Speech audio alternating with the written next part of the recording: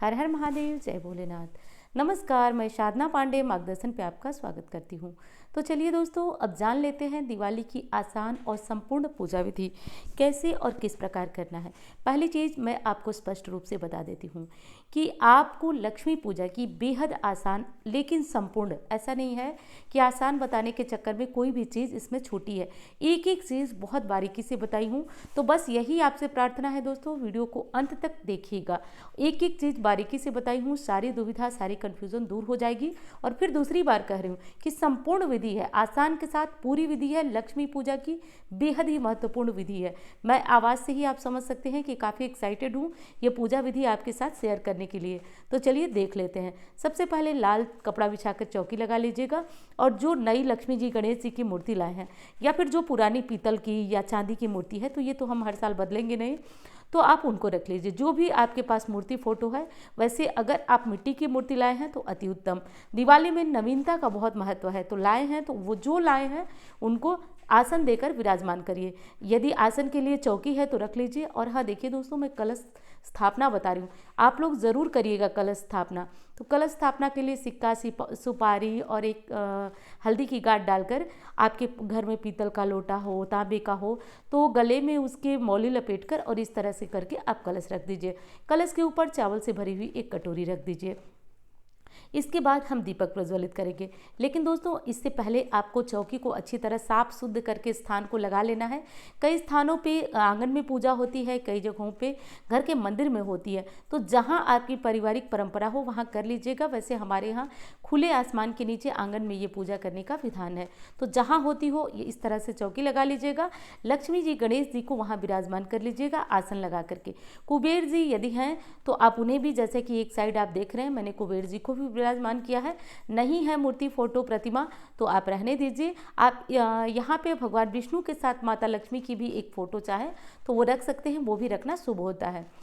इसके बाद दोस्तों, हमने जो भी नई ज्वेलरी ली थी वो यहाँ चौकी पे रख देंगे, या ज्वेलरी की जगह पे बर्तन लिए हैं वो रख देंगे। धनिया रख देंगे। यदि आपने कमलगट्टी का बीज लिया है, नमक लिया है, जो भी चीज़ें आप खरीद कर लाए हैं वो सब चौकी पे रख दीजिएगा। झाड़ू को आप अलग रखिएगा, चौकी पे न रखिएगा। तो इसके बाद जो आप गौरी गणेश को स्थान देंगे, क्योंकि ध्यान रखिए मैंने बताया कि संपूर्ण पूजा विधि होगी, सरल भी होगी और पूरी पूजा विधि होगी दोस्तों, क्योंकि साल में एक बार हम विधि विधान से लक्ष्मी आराधना करते हैं, हमारा घर धन संपदा से भरी रहे ऐसी कामना के साथ। तो पूजा विधि तो जो है पूरी ही होनी चाहिए। तो लक्ष्मी जी गणेश जी की आप, जैसे मैं हर बार बताती हूँ कि एक कसेली ले लीजिए, सुपारी जिसको बोलते हैं, उसके ऊपर मौली लपेट कर और आप गणेश जी बना लीजिए। और बगल में मैंने जो है गौरी जी रखा है। अब बना बना के दिखाने लगूंगी तो वीडियो लंबी हो जाएगी, फिर आप सब परेशान होने लगेंगे। अब उसके बाद आचमन करना मत भूलिएगा। आप लोग कहते हैं कि दीदी आचमन जो है करना ज़रूरी है, तो हाँ जी बिल्कुल ज़रूरी है। इसी से तो हमारा शरीर पवित्र होता है, मन पवित्र होता है पूजा के लिए। आचमन करने के लिए जैसे मैंने जल लेकर के आपको दिखाया, वैसे 3 बार अपने हाथों में जल लेकर अपने मुंह में छुआ करके भगवान विष्णु का नाम लिया जाता है। ओम केशवाय नमः, ओम माधवाय नमः, ओम नारायणाय नमः। उसके बाद हस्त प्रक्षालन, जैसे देखिए हाथों को धो लिया जाता है, हस्त प्रक्षालन कर लिया जाता है। उसके बाद दोस्तों हम संकल्प करेंगे कि आज हम लक्ष्मी पूजन करने जा रहे हैं। दिवाली के शुभ मौके पे अपना नाम, स्थान, गोत्र बोलकर आप इस तरह से हाथों में चावल, फूल, अक्षत लेकर के और संकल्प जरूर कर लीजिएगा। ध्यान रहे संकल्प जरूर होना चाहिए। इसके बाद इसी तरह हाथों में चावल, फूल और अक्षत लेकर दूसरी बार आपको लक्ष्मी और गणेश जी का आवाहन करना है। मूर्ति नई हो तो भी और पुरानी हो तो भी आवाहन करना ज़रूरी है। आवाहन में ये होता है कि हम भगवान को बुलाते हैं कि हे गणेश जी, हे माता लक्ष्मी, आप हमारे घर में सदा सर्वदा के लिए वास करिए, स्थायी वास आपका बना रहे, ऐसी कामना करिए और उनको आह्वान करिए, बुलाइए। और भगवान विष्णु के साथ बुलाइए कि गरुड़ वाहिनी लक्ष्मी हमारे साथ आए और गणेश जी के कृपा से हमारे घर में रिद्धि सिद्धि का वास हो, बुद्धि का वास हो। ऐसा बोलते हुए कलश पे आप तिलक लगा लें, रोली, चंदन, अक्षत सब कुछ लगाइए, विधिवत करिए। उसके बाद आप गौरी, गणेश जी, कुबेर जी और जो नए वाले प्रतिमा हैं उनको या पुरानी वाली हैं उनको, और हाँ यदि यदि चांदी या फिर पीतल की, धातु की कोई भी आपके घर में मूर्ति है तो आप उनको पंचामृत से स्नान भी करा लीजिए। जैसे मैंने सांकेतिक बताया आपको स्नान, कि आप पत्तों से या फूलों से थोड़ा थोड़ा जल छिड़क करके स्नान करा दीजिए, आप चाहें तो कर सकते हैं। आज के दिन कमल का फूल, गुलाब का फूल, ये दोनों फूल माता लक्ष्मी को ज़रूर चढ़ाइए यदि है तो। गणेश जी को पीले रंग का पुष्प चढ़ाइए, जैसा कि मैं एक एक चीज़ करके आपको दिखा रही हूँ। कलश पे चढ़ाना मत भूलिए। प्रायः जो है हम कलश को इग्नोर कर देते हैं, असल में कलश ही है जिसमें सभी देवी देवताओं का हम पूजन आवाहन करते हैं। तो जो भी तिलक आप देवता को करेंगे वो कलश पे लगाएंगे, फूल चढ़ाएंगे, गौरी गणेश को चढ़ाएंगे, और जो हमने बगल में धनिया खरीद के रखा है, नमक खरीद के रखा है, सब पे थोड़ा थोड़ा तिलक करना अनिवार्य है, क्योंकि सबको पूजित कर लेना जरूरी है। तो धनिया पे भी कर लेंगे। और हाँ, एक चीज़ और है, आज जो है वो नोटों की भी पूजा होती है, तो कुछ पैसे यदि आपके पास हैं तो आप निकाल करके रख लीजिए। उन पैसों पे हल्दी कुमकुम अक्षत, क्योंकि लक्ष्मी का सीधा साक्षात स्वरूप नोट या फिर पैसे माने जाते हैं, तो उनका पूजन भी किया जाता है।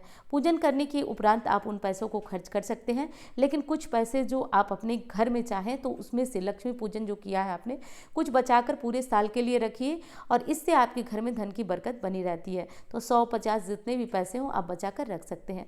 आज की पूजा में एक नया इत्र ज़रूर लाइए। इस इत्र को खोलिए और भगवान को ज़रूर समर्पित करिए। लक्ष्मी जी, गणेश जी को समर्पित करिए, कुबेर जी को करिए, भगवान विष्णु की यदि आपने कोई फोटो मूर्ति रखी है तो उन्हें करिए, और कलश पे भी ज़रूर समर्पित करिए। तो इत्र ज़रूर समर्पित करना है दोस्तों, क्योंकि ये माँ लक्ष्मी की पूजा है। और आपको वीडियो कैसी लग रही है बताइएगा ज़रूर दोस्तों। आपको पसंद आए ना तो आप लाइक ज़रूर करिएगा, क्योंकि मैं बार बार कहती हूँ ना कि व्यूज़ बहुत मायने नहीं रखते हैं कि बातें आपको पसंद आ रही हैं नहीं। बातें तो वो अच्छी लगती हैं जो आप लोग कहते हैं कि आपकी पूजा विधि अच्छी है, सरल है, तो वो चीज़ें मन में बहुत ज़्यादा खुशी देती हैं। तो वीडियो आपको अच्छी लगे तो ज़रूर आप बताइएगा। और जो भी मिठाइयाँ हम आज के दिन तो बाज़ार से लाई हुई मिठाइयाँ भी चढ़ती हैं, तो गणेश जी को लड्डू या मोदक इस तरह की चीज़ों का भोग लगाते हैं, माता लक्ष्मी जी को सफ़ेद मिठाइयों का भोग लगाते हैं। तो जो भी आप जितने रंग की मिठाइयाँ लाए हैं रखिएगा। और पोटली बनाने को मैं बता रही हूँ कि पोटली में कमलगट्टा और धनिया, कुछ पैसे डाल करके रख दीजिए, और अगले साल जैसा कि मैंने लाइव में भी बताया है, इन धनिया वगैरह को आप प्रवाहित कर दीजिए। पैसे और कमलगट्टे के बीज को भी प्रवाहित कर दीजिए। कौड़ियाँ और पैसे निकालकर आप वही कौड़ियाँ पैसे अगली पोटली में डाल सकते हैं, बार बार कौड़ियाँ नहीं बदलना है। और हाँ दोस्तों, आज रात को 9 बजे मैं लाइव आऊँगी। आज का मतलब कि 10 तारीख को मैं रात को 9 बजे लाइव आने वाली हूँ। तो लाइव में नरक चतुर्दशी, देखिए रूप चतुर्दशी भी कहा जाता है, तो उससे जुड़ी हुई महत्वपूर्ण बातें होंगी। दिवाली के उपायों के बारे में जानेंगे। तो पोटली को रात भर अपने पूजा स्थान में पड़े रहने दीजिए, और सुबह उठाकर जैसे लक्ष्मी जी, गणेश जी की प्रतिमा को आप अपने पूजा घर में रखते हैं या तिजोरी लॉकर में रखते हैं, वैसे पोटली को भी रख लीजिएगा। ये सब काम आपको कर लेना है। पोटली बनाने की जो है यही साधारण सी विधि है। और हाँ, महत्वपूर्ण ये नहीं होता है कि हम पोटली में सामग्रियाँ क्या डालते हैं। पोटली बना रहे हैं तो ज़्यादा से ज़्यादा मंत्रों का जप करिए, तभी जाकर आपकी पोटली अभिमंत्रित और सिद्ध होगी। सिर्फ दुनिया में ऐसी कोई सामग्री नहीं है दोस्तों जिसको डाल देने से पोटली अभिमंत्रित। दीदी पोटली इस बार कब देंगी?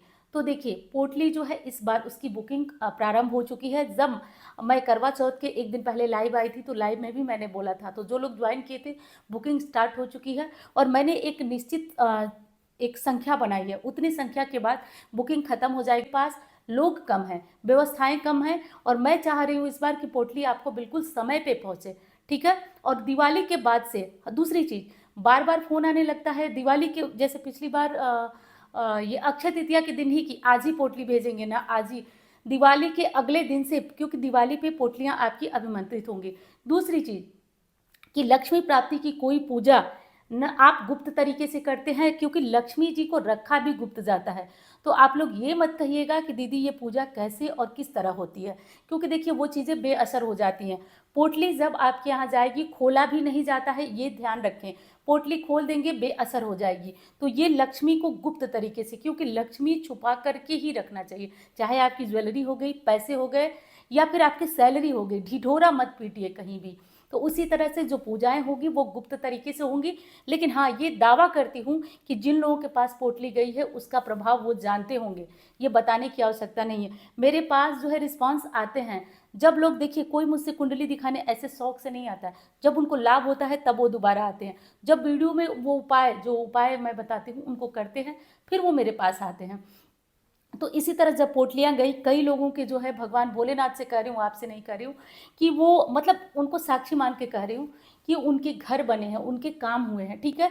और मैं सिर्फ और सिर्फ इस पोटली पे लागत मूल्य रखी हूँ। पिछली बार इस पोटली को लेकर जो लोग मेरे खास हैं, जो अधिकांशतः मुझसे बात करते हैं, वो जानते हैं कि इस पोटली मैं क्यों आप लोगों को प्रोवाइड करती हूँ। एक नाम के लिए दोस्तों, मेरा यही और यही सिर्फ फ़ायदा है कि एक नाम के लिए, कि चीज़ें अच्छी होंगी तो मेरे साथ ज़्यादा से ज़्यादा लोग जुड़ेंगे। बस यही मेरा एक उद्देश्य और मकसद है।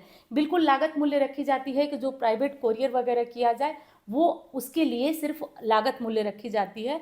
और इस चीज़ को आप जो है ऑफिस में फ़ोन करके, जो नंबर मैं यहाँ नीचे दे रही हूँ, आप उस पर संपर्क करके और अपनी पोटली बुक करा सकते हैं।